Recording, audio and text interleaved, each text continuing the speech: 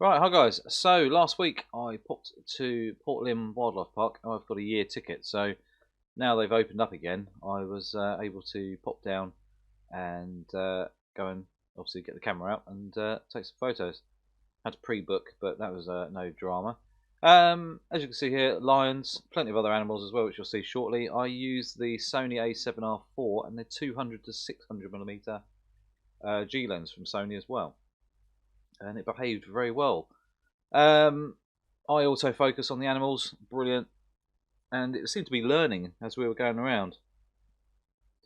As I was at the lions, I met a really nice chap called Ryan, who travelled from quite a long way away. I can't remember exactly where. So we had a good old chat, and actually ended up wandering around the whole zoo, just chatting about photography. Really, it was really nice. So nice to meet there. So hi, Ryan. But yeah, so yeah, I autofocus working brilliantly. Super sharp shots. Really pleased with the shots we had. Um, yeah, so really pleased. The rhino, which was quite playful actually, it's quite funny. They were very interested in us. They wandered over quite close, too close that I could actually not actually get a shot at one point. And they were less than the 2.5 meters away that the 600mm lens can deal with. Yeah, so that was kind of cool, and they were quite affectionate towards each other. So not really sure if they were a couple or if they just got on, or brothers and sisters maybe. I don't really know what they are to each other, but really nice in black and white. That really works quite well. This one here, if you remember a video, I'll put a link up actually. This is another rhino, and that was brought in from a different zoo. Here's a red panda. So this was quite cool. So feeding time for the red panda, and he was wandering around. I've got a couple of shots of him before he was getting fed. But as one of the keepers wandered past, a robin appeared really quite abruptly. I thought, that's weird. Apparently, he comes down every single day. As soon as he sees the keeper, knows there's food, straight in there. And he's basically on the sort of fat balls there that the red panda eat. He's straight in there and gets a serving first before the red pandas even realise what's going on. So that's really funny.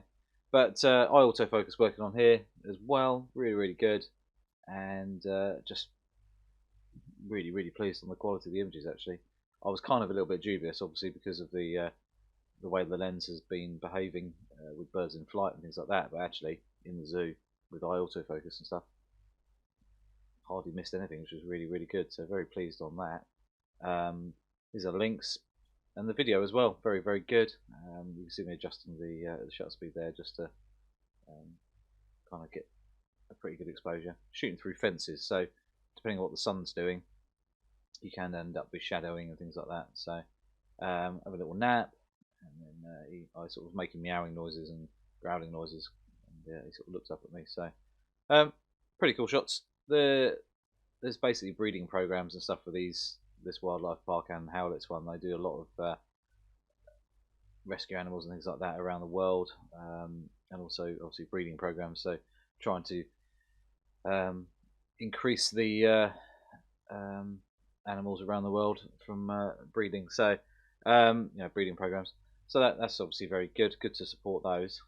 This is one of the old wild horses. I think it stems back from the prehistoric times. It's one of the original sort of ancestors, I suppose. This tiger, looking at me through the grasses. Had a bit of lunch there, bison leg, I think it was, possibly, something like that. So he was having a bit of a chew there. He wasn't very active at the time, but we sort of hung around a bit, and he was there. As you can see there in the shot, you can kind of see the outline of the fence, because basically I'm shooting towards the sun, but into the shade at the same time, which caused a few issues. But as you can see here, having a good old munch. But you can see the flies actually on the left-hand side in shot. But these are probably some of the coolest shots of the tiger I've ever taken. I autofocus working brilliantly. Really nice sharp shots there. Really cool. A few adjustments really, just on the raw adjustments just to get the shadows and everything, just to get rid of the fence outline. There's a couple of times it was showing where the sun, a bit like this, you can see here, just because of the way the contrast and the brightness and everything is slightly different. But you can see a few flies there. I missed a shot of him actually trying to get a fly, which is quite funny. But yeah, he's having a bit of a munch there.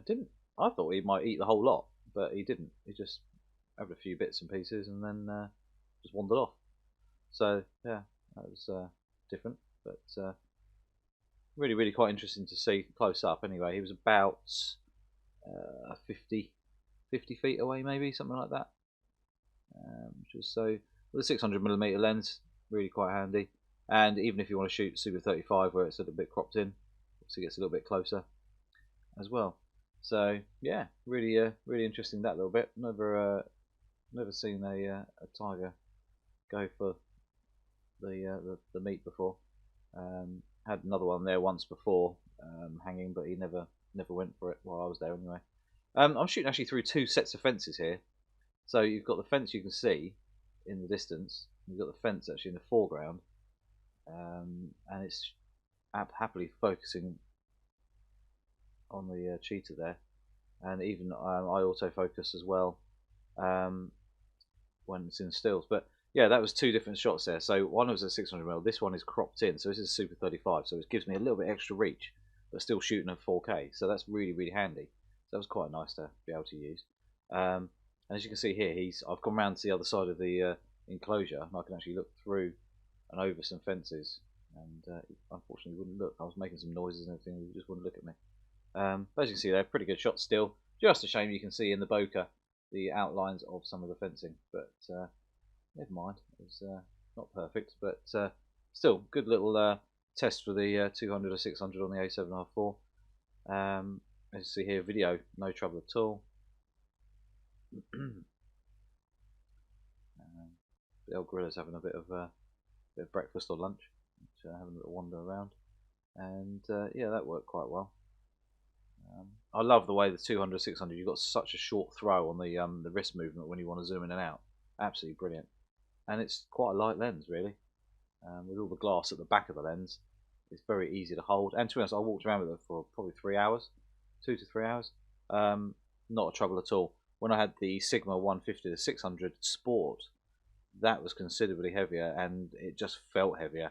And the way the weight shifted, as in the lens got longer, you really did notice it with on the shoulders and the back.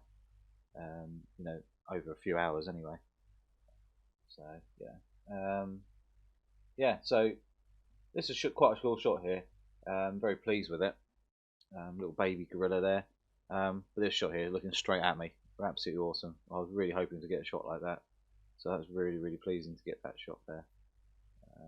Last couple, this was I can't even remember, a biltong or something. But the eye autofocus, 70 feet up a tree, in sort of heavy shade. I managed to get a shot at handheld, 1/100th of a second, f6.3 ISO 100. Managed to get a shot. And here's probably the best shot of the day, really. Lion looking straight at me. I thought he was going to eat me, but that was pretty cool. One of the young males from last year, growing up nicely. So it's good. I've got the